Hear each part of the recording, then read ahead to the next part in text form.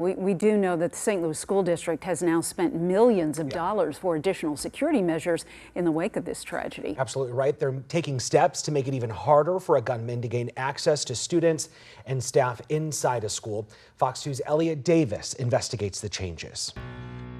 School officials believe their security measures, training, and tactics were good the day of the shooting. Quick action by an unarmed school security guard and St. Louis City Police prevented greater bloodshed. I talked to the head of the St. Louis Public Schools Security, Colonel DeAndre Davis, about what could have been done better and what is being done now.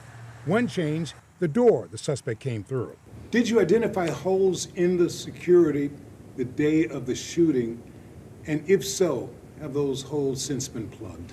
No holes, more or less. Lessons learned, definitely that, but not any holes. Our job every day is to do our best to take away the opportunity. The suspect obviously got in through the doors. Yes, sir. Have you made major improvements to strengthen those doors and make it harder for somebody to do that in the future? Those have even been replaced. Those doors have been replaced, as with other doors throughout the building. With different sorts of doors? Yes, sir. Yes, sir. More resistant resistant doors, different locks, steel, less glass, more durable. These doors, they don't have handles on the outside, just on the inside. The security budget was $8 million before the shooting a year ago that claimed the lives of a teacher and a student. It's $10.5 million today. A school security guard first confronted the shooter, but they were unarmed. He sees it, he hears it, he radios it, he gets out of there, and he lets everybody know. The St. Louis security person who confronted the suspect, not armed at that time, even though obviously his act was heroic. Are you, in the wake of this, are you thinking about arming the guards? That's something that we can actually talk about and review and see what does that look like. Since the shooting, money has been spent on better surveillance, an intruder alarm system for additional crisis training and active shooter training.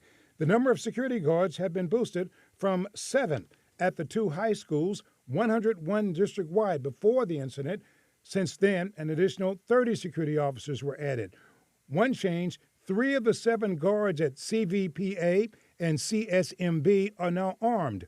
Before, all were unarmed. Improvements were made to door locks, alarms, specialty doors, and windows. The St. Louis School District wasn't alone in the push for better security. Missouri Education Commissioner Margie Van Deven says the state was there too. What we did was come back and look at what were their needs, and again, $1 million was earmarked specifically for those recovery efforts. It came in the form of 2 payments, $700,000 and $300,000, and much of that work with the redesign that needed to occur in that school following the shooting. You never expect it to happen, but we have a mantra: not if, but when. And on that day was our win. Of course, school officials are not going to go into detail about all the security changes so as not to give too much information to a would-be intruder.